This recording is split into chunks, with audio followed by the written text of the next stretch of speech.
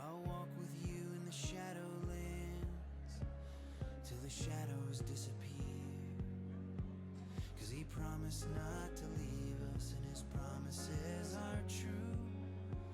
So in the face of all this chaos, maybe I can dance with you.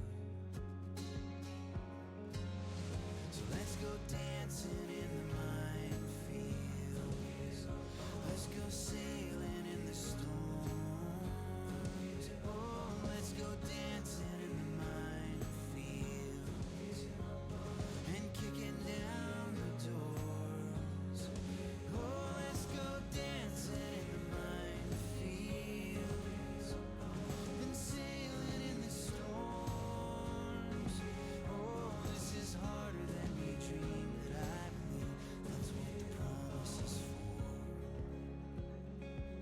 That's what the promise is for. Good afternoon. We're back. You guys aren't asleep yet, are you? Not yet.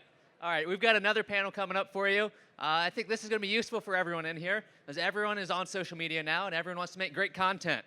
So moderating this panel about content that compels is none other than Bethany Miller.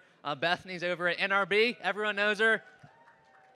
She's also over at the Conservatoire, has her own photography. She's great. So welcome Bethany to the stage.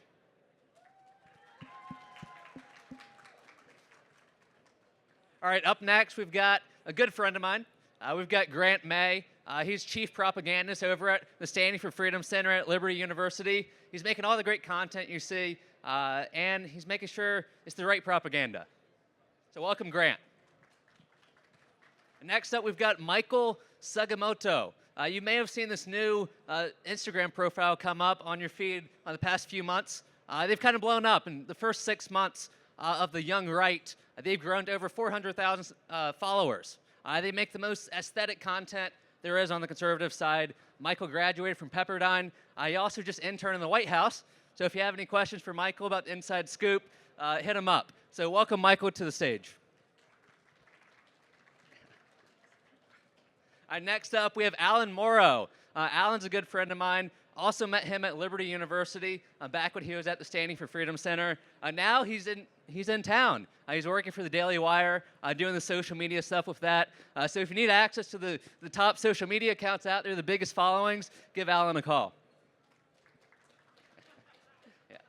All right, next up, welcome back to the stage, Alexis Wilkins, country artist, writer, and speaker. Alexis, thank you.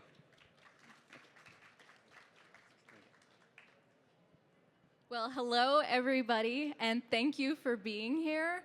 My name, as my friend Christian said, I am Bethany Miller. I head up communications here at NRB. This is the new media panel, the new media lab, and it's actually brand new to NRB.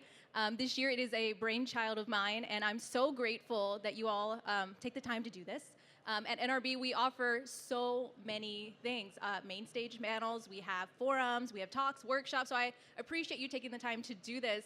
Our topic today, social media, and we know first how important it is for Christians, for ministries, for churches, but we also, if we're honest, know that we often do not do it well, and it's not always the most aesthetically pleasing. Hence why I wanted to put this content panel together to really talk about the importance of social media and also talk about what happens when we surrender it and continue to surrender it to secularism, Marxism, the left, like we're seeing now more than ever. Misinformation spreads like none other on a beautiful graphic shared by an influencer who has no idea what they're talking about. And so my encouragement and what I really want to talk about today is how we as Christian communicators can really arm ourselves with the optics needed to post social media posts that actually disciple digitally. So first up, Grant, my friend here, Grant, I wanted to talk about, you've been at the Standing for Freedom Center, not very long, yet you have done an outstanding job with the direction of the content. Would you tell me a little bit about your strategy with the content there, how you make values, Christian values, policy issues, compelling, aesthetic, and something that Gen Z wants to rally behind? Yeah, I really appreciate it. Thank you, Bethany. One thing to keep in mind is social media is so much of what we do today. It really is the new town square where ideas are discussed, where people share what's on their mind, what causes they care about. And like you said, there are influencers that can just share a aesthetically pleasing infographic and it just takes off. And the left is really good at this. And we need people that are Christians, that are followers of Christ, who can just replicate that success. We see what has worked, and we should be able to do the same thing, but for good, right? The strategy is proven, right? Make good content. And then in order to co-opt the sort of propaganda that exists, we just got to put out what's good, true, and beautiful. And there's really a hunger for it among young people in particular. And there's lots of ways that you can reach these young people by making aesthetic content. Look at what the left puts out. Look at the styles they use. Look at what makes the rounds. And then just try and replicate that success. So that's what I would say. You know what's interesting, Grant? I'm going to throw a little curveball here. We have been seeing large numbers of young people return to traditional values, to orthodoxy, even in Catholicism. And what's really interesting is almost like a hunger for the old world in a sense, old paintings. And what I love about the Standing for Freedom Center, you guys are utilizing beautiful paintings, heritage, America, values, things like that. Talk a little bit to me about why you think that is. All of a sudden, it went from Gen Z interested in futuristic content to heritage America, older values, beautiful old paintings. What do you think that is? Why? Yeah, well, all around us, there's so much shallow culture around us. And we're told we just need to be content with what's before us. We need to be content with, your friends get together and everybody just sits around on their phones. There's no real connection. People are hungry for a sense of something that they feel like was stolen from them. For my children, for example, to have the same equivalent youth upbringing process that my grandparents had, they'd have to belong to like a country club now.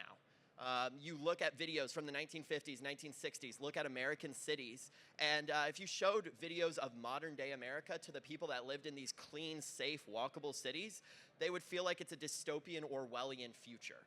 So there's really this hunger for something that people innately sense has been stolen from them, and so anything we can do as Christian communicators to kind of show them what's been lost, point them back to it, and then make them ask the questions of how do we return to this. That's something I've noticed has been really effective. That's wonderful. And with that, Alexis, there has been this term that our friend Allie Beth Stuckey has coined called toxic empathy. And we're seeing it more rampant now more than ever on social media. We saw it in 2020. We see it now with this misinformation spread on social media, on graphics. And it's often compelled in a way with aesthetics. And oftentimes, unfortunately, with women of all ages, we see something that's aesthetic, and we just think it must be true because it may seem beautiful, but it's not necessarily true or good, to Grant's point. Would you speak a little bit more into that and why we must counteract that and how? Yes, first of all, thank you so much for having me. Honored to be here with you guys. I think that in the world of social media, first of all, staying places that are uncomfortable for people with moral clarity to be is so important. And social media, you see a lot of things that, they might be, like you were saying, Bethany, packaged well, but completely false. It's important to stay in these places. It's important to put effort towards social media because ultimately that's where the young people are. That's where the young voters are. It's where the young people who are participating in church are. You can really inspire with a move towards social media. And so with the concept of toxic empathy, which I think is just such a fantastic idea to introduce to people, because there's a lot of messaging that if you do not think this when you see this photo, you are inherently bad. If you do not see this picture of, this bad thing that we know is morally unclear, and you think, oh, wow, I should let this person participate this way, then you are bad. And I think that having a Christian outlook, a conservative outlook to counteract that messaging is incredibly important. And what we're doing by leaning into those aesthetics isn't playing a game that we shouldn't be leaning into. We should absolutely be taking up space in the spaces where we are generally turned away. And so this movement towards aesthetics, towards celebrating, American exceptionalism, heritage, our culture is rebellion, these things that feel much more lifeblood of good things is what's going to capture the eye of the youth. And I think that we obviously have a youth demographic to work on, we have a women demographic to work on, and the counteracting to our messaging is working so hard. They're working overtime to message to those people. And the thing is it all lies in storytelling, but how do you tell those stories? We're not even getting people to read past the headlines anymore, y'all. So how do we tell people a story in a way where they don't have to sit down and necessarily watch an hour documentary? We want them to. We want people to enjoy long form. But if they won't, how else will we reach them? And that is counteracting their fancy aesthetics with good aesthetics, wholesome stories, and allowing people to understand that there is a narrative beyond the thing that they have decided to sell. There is another option here. If you are on a college campus and you're not buying what you're being sold, or you might be up for negotiation a little morally. How do we get to those people? And so that's why aesthetics and really going places where we have previously been shunned, canceled, deplatformed is so very important. That's wonderful. And the thing about social media is it's going to be unique to your ministry, to your organization, to your platform. Whether you're someone in here as a podcaster or a content creator, social media may be a little bit more easier for you because your branding is simply you. It may be difficult if you are a ministry and you're trying to find a way to tailor your messaging that walks that fine line but still communicates truth effectively. And one of the groups that often suffers from beautiful images, and to Alexis's point, that is covered in misinformation, is our younger generation and our college age students. And I'm excited to have Michael with the Young Right here, and I'd love for you, Michael, to tell us a little bit about your brainchild, the Young Right, how that aesthetic that you created. It is absolutely beautiful. You guys are growing tremendously on social, and what I love about the Young Right is your slider graphics are just, you're scrolling and all of a sudden you stop because it is aesthetic, it captures your eye, it compels, and every slide, it is like, to my, what I like to call a postcard theory, every slide is not necessarily, because on Instagram, a slider usually continues the story, or it's like an infographic and you're continually learning as you progress into the slide. The nice thing about the Young Right, it's very unique, is each slide, and Standing for Freedom Center does this well as well, each slide is shareable. And that is the thing about social. It has to be shareable. You're trying to get to your viewer and you want them to put it on their Instagram story or to retweet it or to share it on Facebook, whatever it may be. That's the ultimate goal. So Michael, tell me a little bit about how you compel, you bring in your audience, you bring in that young generation, how you resonate with them, and how you ultimately get them to share.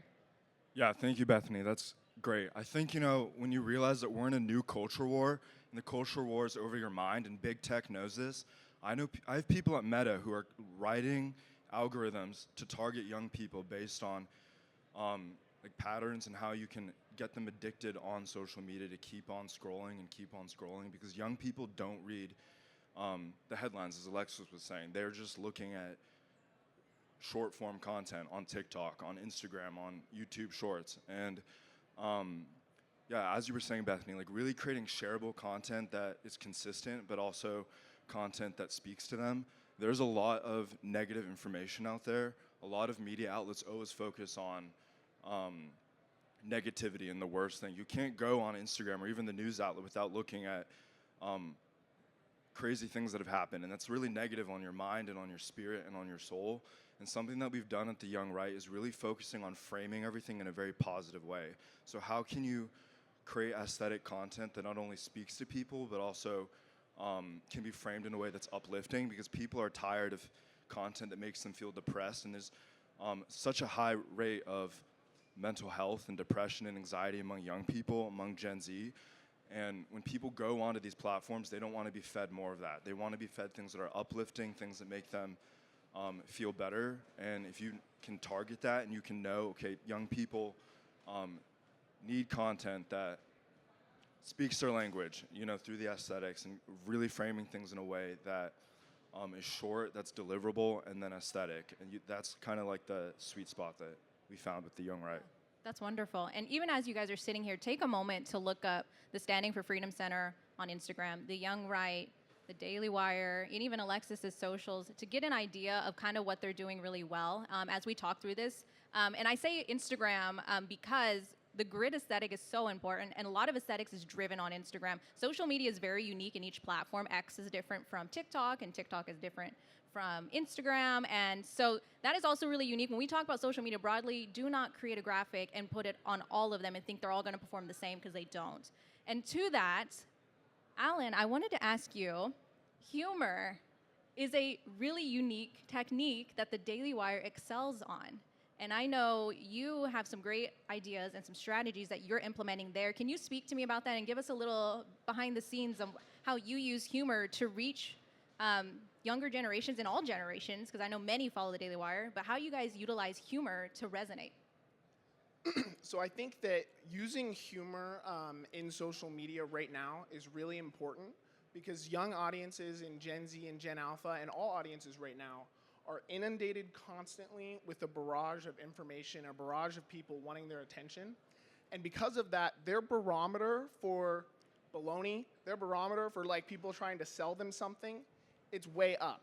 And they need authenticity. If you think back to, 30, 40 years ago, people watched the news and everyone watched like one of 3 channels and they trusted the broadcaster, and everyone was like, yeah, this is good. It was a high trust information society. It was a high trust media society. Right now, that's really low. Young people don't trust their institutions because they've lied to them their whole lives. They don't trust the news because they've lied to them their whole lives. And they have been following influencers maybe and then found out that they didn't trust them either. They don't know where truth is. They don't know where any of this stuff is. And by being authentic, by being personable, and by building a personal connection with people, you can build that trust. So at the Daily Wire, we, on the socials, we do the serious stuff when the story calls for it, but then there are also times where you can just be so funny. Like, the left does stuff that's like so easy to make fun of all the time. And like, it deserves to be mocked to point out the irony of it. So using humor, specifically on social, I think can tear down some of those walls and open people up. If they're laughing with you, then you're building a connection with them, and it helps it make it easier for them to trust you and trust the message that you're trying to share. That's wonderful. With this media training that we're creating here at the New Media Lab at NRB, I don't want to just talk high level. I actually want to roll up our sleeves and get down into the optics of this. So, Alexis, we talked a lot about aesthetics. Let's get on the assembly line, and let's talk about, okay, so we've got ministries in the room. We've got different outlets, whether it's radio, whether it's church ministry, whatever it may be. What would be your encouragement to upgrade when it comes to aesthetics? Now, we're talking aesthetics broadly. Can we niche it down a little bit? Kind of tell me what's your rule of thumb for what's something that's true, good, and beautiful? When we say aesthetics visually, what does that mean? And how does somebody tell when it's actually going to perform well and when it's not? So give me a little behind the scenes on what that would look like with aesthetics. Yeah, that's a great distinction. I think that, people can make something pretty and throw it up and it's not going to perform at all. I think that we have this emphasis on aesthetics, which is very important, but at the end of the day, what is going to translate is things that make people feel. And sometimes, I work a lot politically as well as in the Christian field, but a lot politically, and so I'll speak there for a moment. When we're telling stories on the right, often we're telling them in facts. We're saying, well, this many people did this, and this many criminals have done this, and this many overdoses have been stopped because of these many actions that have been taken. And it's helpful because it's true. We love the truth. But sometimes the facts and the figures, while important, do not translate the feeling that you want to emphasize. You want someone to see something and feel something. You don't want them to see something and be able to go repeat the fact. Not only, that's great, but you don't want them to just go, oh, hey, I already identify this. I already agree with this. I'm going to go tell my friend who I know also agrees with this. You maybe want to instead, I work with the American Border Story, and a lot of emphasis that we put on all of our social media, and you can see on their socials, it's just the American Border Story, is telling stories. We work with a lot of angel families that have had family members killed by the border crisis, whether that's fentanyl or directly, physically by an illegal immigrant. And the thing is there's 2 sides to every story. Going back to the toxic empathy, there are some of the things that get represented that, of course, we see in an infographic and people are tempted to share and bring forward. But the thing is there's also those angel families that want to tell their story, that lost a family member, that really will affect the heart of someone who has never been presented both sides. And so to really give you an example of that, you can go to their page and see that those stories are being story told. Those posts make you feel something. You watch these snippets of the short form that we do, and they're aesthetic because they have the branding, and you can see what we're doing, you can see who we are, but they make you feel something. And so with some of these aesthetics and the great examples of the profiles just sitting up here on stage, you'll see a beautiful photo of the American West. You'll see, Monument Valley. You'll see a beautiful photo of a feeling of freedom. You think of America, you think of freedom. So you see a photo that really bodies that in a visual way with a quote over it that makes you feel like you embody that as an American, and you hit share and you put it on your story. That's very different than it says, 87,000 people did this. You want people to feel. And I think that the, kind of morally unclear left, whatever you want to call it, the opposing crowd of, kind of moral indecency has done a good job of packaging up their things and making people feel a false premise, a need for, a need for pastoring, whatever the crisis may be. I think that there's an answer to that on our side in the aesthetics. And at the end of the day, we want it to look pretty, but we want people to feel. And that's the goal. Whatever your ministry is, whether it's your organization, whether it's your church, whether it's you as an individual, you have a podcast, whatever it may be, the important thing is for you to communicate your values, your systems, the things that you want people to take home with them, and make them feel it, not just read it. So it's about your audience. It's not about you, all the classic things, but the big thing is about feeling. And to that point, Grant, you do a great job of doing that at Liberty Standing for Freedom Center. And a lot of your graphics are often very compelling with the aesthetics. It makes you do feel a sense of pride, whether that is for our faith, whether that's for the country that we live in. Bring me behind the scenes on how you guys create that, where that strategy comes from. What's your thought process when you're thinking for the week? Give us a behind the scenes on that. Yeah, so just to use a little test case, recently we had a post do really well, and it was the day after Billie Eilish at the Grammys said, no one's illegal on stolen land. And so we came in, and like Alexis was talking about, a lot of times feelings don't care about facts. We didn't put together a facts, spreadsheet of why this land actually isn't stolen. Instead, we put up a video or a picture of the American West, a cowboy facing a mountain, and it just said, settled, not stolen. And people were sharing that all over. And then we had several just swipe throughs of, bought, not stolen, conquered, not stolen. And then a little thing of saying, basically, if you want to say this land is stolen, then you have to say it was stolen from the Cherokee who stole it from the previous tribe, who stole it from the previous tribe. This is not a long intellectual history of here's the facts of what actually happened, but it was rather a compelling story of what America was in our blood. This was Heritage America.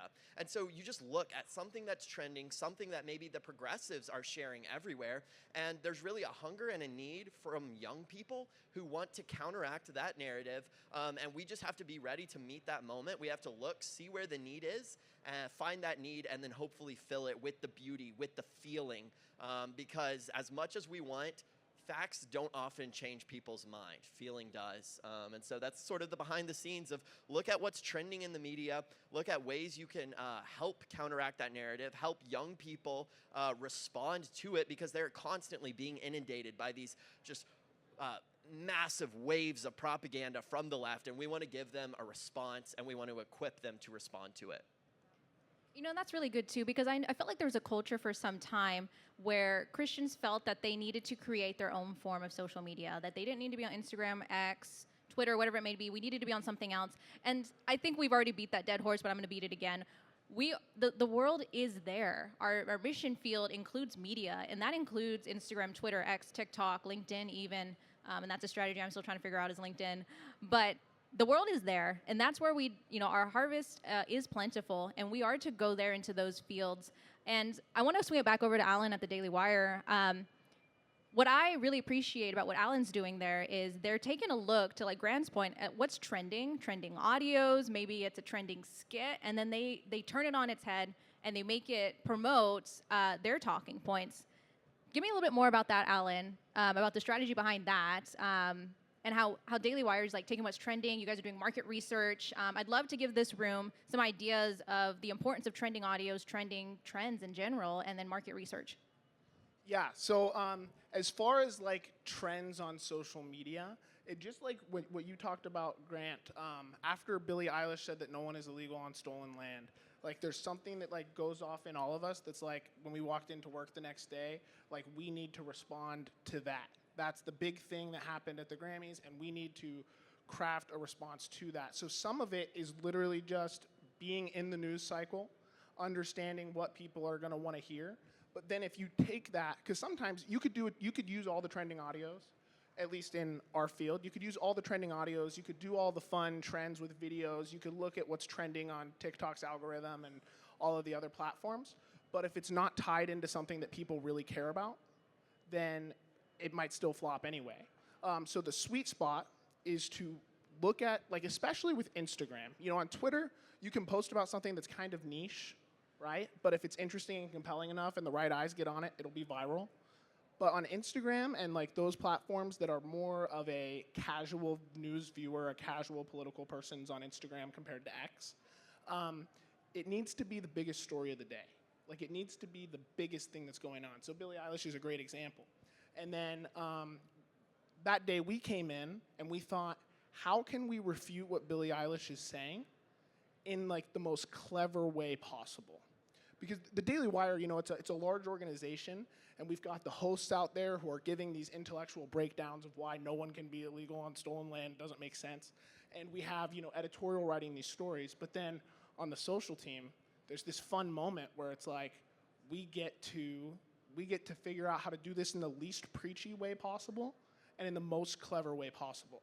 And that's hard because we know the right answer. We know that, you know, people are illegal and the land's not stolen. We know that, right? But how can we communicate that thing that we all know in the most clever way possible, with wit wrapped around it, that's going to make someone who completely agrees with Billie Eilish and hates the Daily Wire laugh? And sometimes the best thing that can ever happen is a comment that says, like, oh, I don't like the Daily Wire, but this one was funny. Like, that feels great. That's what we're trying to do. I'm going to comment that next.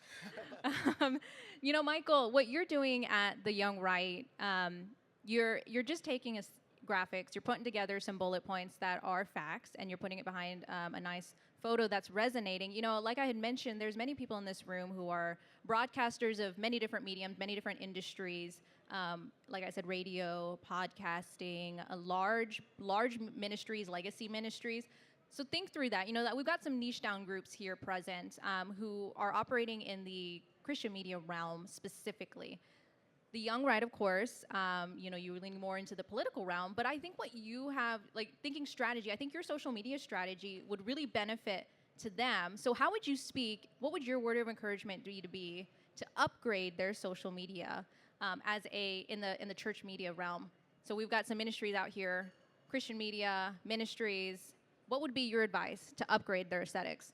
That's good. Yeah, I think the number one strategy, I know everyone here, I'm assuming, is of faith or comes from a Christian background, but people ask me all the time, like, how did you do it? How did you grow so quickly? And I think one of the things was bringing God in the center of every single thing that I did. And as cheesy as it sounds, you know, it's like praying before doing all the mundane things, you know, like just because like you don't have to separate God from your business or social media, like bring him into the center of everything. And that really, I saw so much growth after doing that. On a practical note, I realized, you know, young people don't read policy memos, they don't read fact sheets, they don't read, back to the point earlier, they're only reading headlines, they're only reading what they see on social media. I like to say Gen Z lives online, like they live on Instagram, they live on X, they live on TikTok. So it's being able to boil down the top things in a very digestible way that resonates with them. So instead of briefing someone on, like it's being able to take like a 20-page policy memo and then boil it down in like a 3-page slide that just gets the big points across.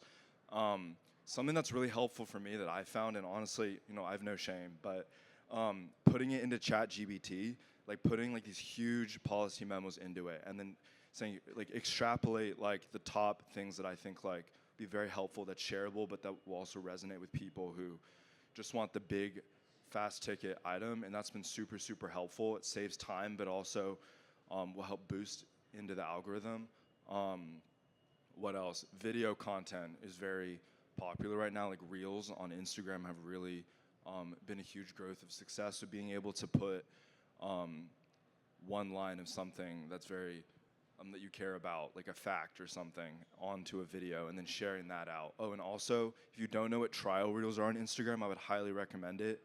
Not a lot of people know what it is, but it's a free feature on Instagram where you can put out reels onto your Instagram, and it only gets posted out to new people who don't follow your account. So it's constantly pushing your videos out to new audiences, new faces. That's been a very tangible strategy that's helped a lot. That's amazing. I didn't even know about that. So thank you for sharing that. Swing it back over to Alexis. I want to talk a little bit more about, like I had mentioned, Instagram is very different from Twitter. Twitter is very different from TikTok and so forth. Can you bring us behind the scenes on how we were to tailor our messaging? So let's say we've got a ministry that's going to sit down. We want to put out this graphic. How do we make it different for each platform so that they perform well? Great question. I think when you're formatting anything, just going by, we'll start at the very basic dimension-wise. Algorithms on each platform do prioritize the individual dimension that they have set to prioritize. So if you're posting on Twitter, you want something that is slightly vertical, I think in that 4:3 range, if I'm not incorrect. But if you are posting a photo, because they like for it to be long enough where it takes up your whole screen, so people have to spend longer on your post. It's one of those little tricks where your post will get pushed in the algorithm if people do spend longer on it. So you do want a slightly vertical photo instead of a horizontal. On Instagram, formatting your content so that reels are being pushed. I love the trial reels example. It's fantastic. Anything that resonates. If you're seeing content like the content you're doing on the platform you're posting it on and it's performing well, there's a little bit of okay, that's working, lean into that a little bit without, of course, copying it or just rinse and repeating and doing something that's already out there. You have to be unique, but kind of following the trend without, it's a little bit of a rapid response, right? Because the algorithms and what they push stay the same, but it's so hard to plan content nowadays that will do well. So it is a little bit of a rapid response. But I think, Twitter, if you have something quippy that you want to put up, if you have something that is a statement, if you have a daily thing that people come back to your account to see, a Bible verse, an affirmation, commentary on something short and quick that people would wake up and go, oh, I want to go see what that account posted. We love repeat customers. We love people who know what to find and where to find it. Sometimes that repeated content and people coming back for it intentionally is even better than trends. So it's finding your niche and then living in that. And then another thing, especially for ministry, and it's a little bit tangential here, but I would also say, especially for the faith world, I know that there is 501c3 guidelines that you have to follow. Where you are able and where it makes sense, and I think a lot of that's changing as well. Some of the 501c3 status guidelines are changing. But I would say lean into the niches that the people who follow you and people of faith would appreciate. Even if you can't directly dive in and say, hey, you need to call your congressman, can't really lean there. But maybe you can soon. I know they're changing things. But I would say don't be afraid to lean in, because I know more churches that lost pieces of their congregation because they didn't say anything about Charlie Kirk than churches that lost people because they did. I don't know any church that lost someone because they talked about Charlie Kirk. So just as a very kind of side note there, with when you're making content, don't be afraid to be bold, I think, and that will work on any platform. It doesn't matter the venue. And the thing is with Twitter kind of is more of it's like a marketplace for ideas. It is very thought heavy. So Grant, tell me a little bit about what does well on Twitter. The beautiful thing about it is digital discourse, and it's free speech on display, and we see a lot of different kinds of speech there. Now, as like the Standing for Freedom Center, you guys aren't necessarily duplicating what you're creating on Instagram and putting it on Twitter. What's your strategy there? And even tell me a little bit about what you personally do with your personal platform on X.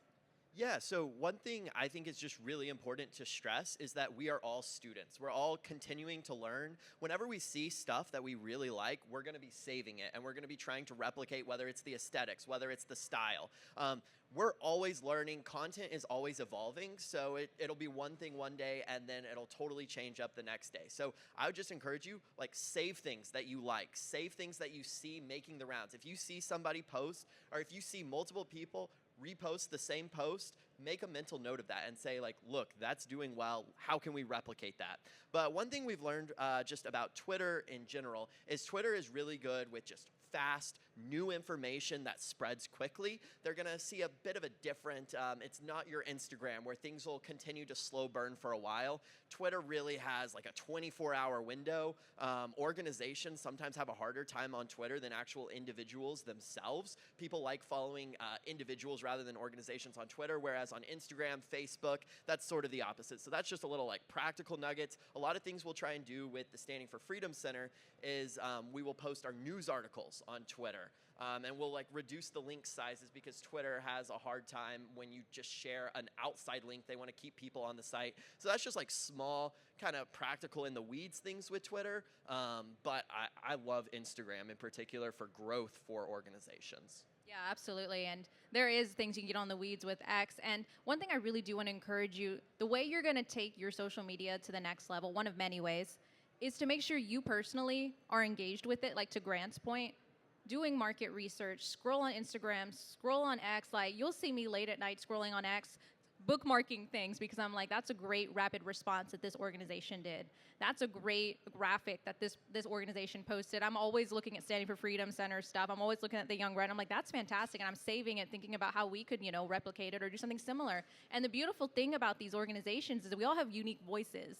Like what Standing for Freedom Center is doing is a little bit different than what Young Right's doing, and is way different than what Daily Wire is doing it. But we're all communicators with the same goal at the end of the day, is to steward this platform well. I just wanted to go down the line here quickly, and we've talked high level, we've gotten down into the weeds, we talked about what it is that we do and why we do it. But I want to go back into why we do it. So starting with Alexis, and then we'll go down the line here, rapid response. Why is it that we focus so much on social media? 5 years ago, so many people would say, you'll never have a career in social media, and look at us now. It's grown so much. I remember when it first started, and people would ask me, what's your interest, what's your passion? I said, I love social media, I love digital media. Well, look at us now, and it's full-time job, full teams. I mean, these guys here are zeroed in on it. So I want to fire down the line here and talk about, again, to these ministries, to those attending NRB, why does social media matter? Yeah, I think it's a lot to do with kind of what I started this panel with, is that going into darker places has always been something that, faith-based organizations, morally sound people have always wanted to do. The idea is to go into places that need light and shed light there. That's the whole idea, right?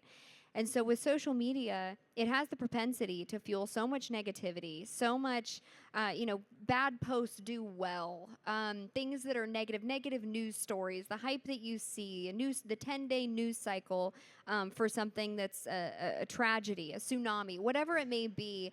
Negativity tends to get a lot of time. And I think that the more that we lean into providing positive and light into places that are predisposed to be darker is really good work. And that used to be, going into organizations and fixing them, going into, it used to be more of the physical realm, and now we have the opportunity to reach millions upon millions of people in one fell swoop by doing good work, bringing light to darkness, and providing positivity. And by positivity, to clarify, I don't just mean, hey, it's a happy to good time all the time, because sometimes, like I said before, we have to tell hard stories.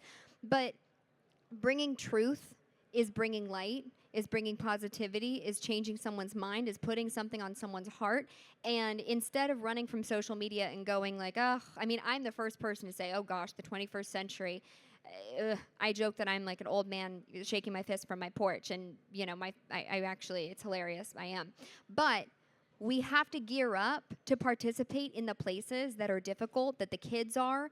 If they don't find our content, they're going to find content that harms them, that changes their mind for the worse, that influences them for the worse, that propagandizes the way that they think, that makes them think all these things about themselves. I mean, being a young person is already hard enough. We've got to bring the light to it, and social media is where the kids are. Whether their parents should be letting them on or not, they are there, and so we have to meet them where they are. Yeah, it's so true. I cannot think of a single person my age or younger who doesn't get 99% of their news on social media, their entertainment on social media, and all of these things that like creep into every part of their lives. Like, we're all connected by this tether of social media, and there's no avoiding it. And I think Christians have spent like enough time like kind of like backing away from dark areas of the culture, spent enough time saying like, oh, we're like too pure for that, we're gonna go over here and like hide in our corner. And I don't think it worked. And I think what this conference is about, and like what all of you guys are here, it's because we want to bring the truth into spaces that are dark. That's what National Religious Broadcasters has been about since before social media was a thing. You know, so we have an obligation to go to meet them where they are and to bring truth into uncomfortable places and just be done with hiding away from stuff. Yeah, adding on to it, the darkness is real and the darkness lives on social media. The left owns Hollywood, big tech, they're all over, and young people are being consumed with that. Their minds they're being fed all the propaganda, all the lies. So you really need to combat that with truth, and continue to fight back. And you know, a lot of people sometimes, I think the tricky part, it's getting better with social media or doing like influencer or new media, as it can oftentimes lack some credibility, but it's very effective, you know, and that's something Charlie Kirk understood. He was very, very good at it. You know, in complete honesty, like I grew up in California. I grew up in a very strong Christian conservative household, but I went through a phase during 2020 in BLM where I, you know, fed into gave into the lies and the propaganda. I had a very liberal phase, and I was very influenced because I was on social media and I was listening to all this stuff. And it was people like Charlie Kirk and Turning Point that they understood that, and they were on these platforms speaking to people, speaking to young people, because they realized that that's where people were, Gen Z and Gen Alpha were, and they were able to speak to them and turn it around. And you know, that's kind of my why. There's so many people out there who are just reading the headlines on social media, and you can't shy away from that. You have to feed in. You need to be a light there. To continue to fight back, because you know, like I'm a testimony that it works. You know, when you have good people on there, you're speaking truth, and even if it's changing one person's life, then that person's going to go on and change someone else's life. I mean, it matters so much. Yeah. I know we're running short on time, so I'll keep it shorter, but salt and light, that's what we as Christians are called to be. And I think of many scriptures when it comes to engaging in the social realm. You know, the ears are plentiful, the workers are few on social media, so we all need to be out there. And I'm reminded of the parable of the talents, right, that Jesus was talking about when he said, you know, different amount of money was left with various workers, and some of them put it to good use. They multiplied their efforts, and they were rewarded for that. And some chose to bury it out of fear that they would misuse it or waste it. And I think that relates to us as Christians when it comes to the digital square. We all have a voice. We all have access. This is something that is revolutionary. Most people throughout all of human history has not had a voice that has reached past like their 20 closest friends. We have access, so we need to use it. This is an opportunity that Christians have died for years. For all of Christian history, they have had to risk their lives to do what we can do now from the comfort of our living rooms, so why don't we? The workers are few and the harvest is plentiful, so we got to engage on social media and we got to be salt and light and reach that next generation. That's incredible. That was amazing. I want to take just a brief moment. Does anybody have any questions for our panelists? Any question at all? Yes, and if you could stand and speak very loudly.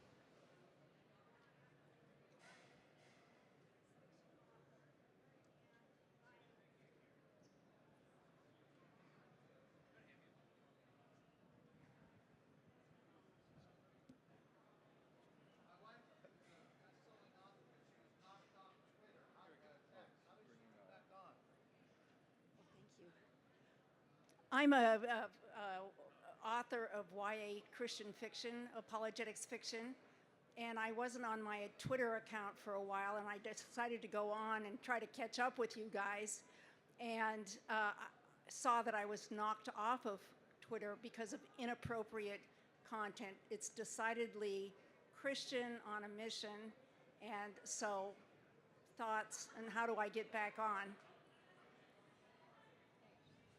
I mean, I would say I think that there's a big appeal that you can do to X now because, I mean, even just looking at what Elon Musk is posting, he's posting a lot about the persecution of Christians. He's posting a lot about the deplatforming of Christians.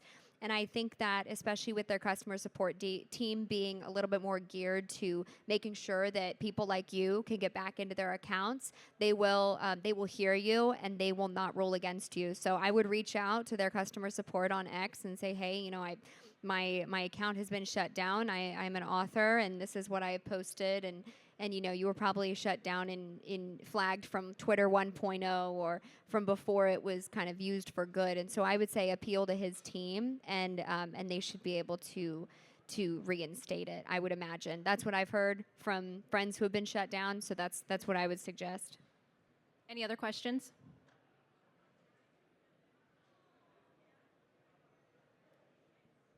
For the people that they have their mission, they have you know, their purpose of why they're posting, what are some frameworks that you can use to help keep yourself consistent on social media? Because we know that consistency is really important, and you all have done that really well. So what are some frameworks that you can use around that? Ooh, it's a tough one. I think first and foremost, like having a very consistent prayer life, being very consistent in your faith above all else. I've noticed that when you're very consistent in the Word and with God, everything else flows from that. I found that's been very helpful in my own life.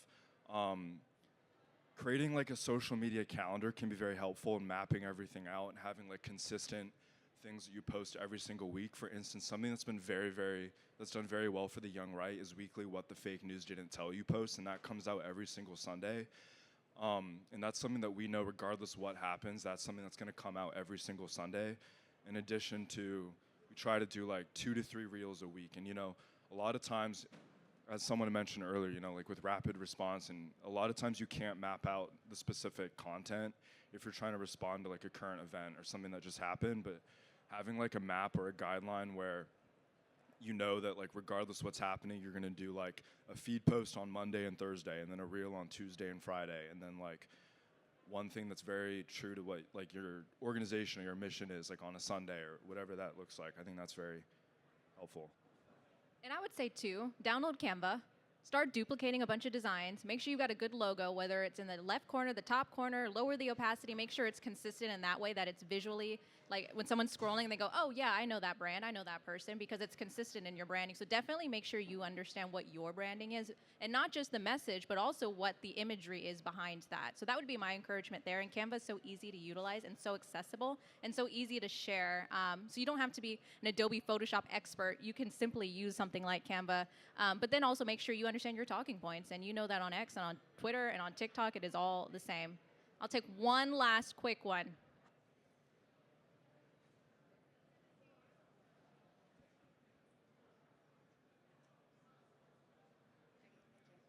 Yeah, so about using humor in witty and clever posts, how does that process come about? Like in the Billie Eilish example, how do you know you got it before you post? So that's actually like a really great question. So our team is like very collaborative, and often like, so after the Billie Eilish thing, we made a carousel post about what she said, you know, her saying it, and then some memes. And one of them, for instance, so you saw that the tribe, I forget how to say it, but they reached out to Billie Eilish and said that, you know, her mansion is on like their land, and that, you know, and that was awesome, right? So one of the memes that we made was, it was from this movie clip, and it was a guy who's like waiting in a field, and he like is exhausted, he's laying down, he's like obviously frustrated. And it said something like patiently waiting for Billie Eilish to give her land back to the Tonga tribe, you know? And then like people shared that like crazy because it was, you know, in the news like we talked about, and it was funny and relatable. But really the test for if you've done it is find somebody who doesn't sugarcoat stuff, show it to them, and watch their face right away. Like there are certain people on our team, I'll make something and I can't tell if it's funny until I show it to somebody. and I'll be like, hey, look at this real quick. What do you think? And if there's like a genuine smile and a laugh, then try it, you know? That's pretty much, because it is kind of subjective. But get someone you trust and show it to them first. So these panelists will be hanging around afterwards. If you have any other questions, please take a moment. Thank you all for being here. Social media is so, so important. If we do not claim this, somebody else will. There will be a vacuum because someone is always discipling. So remember that. Take these advice, these ideas home, apply it to your ministries. And again, if you have any specific questions, we are here to answer them. Thank you so much.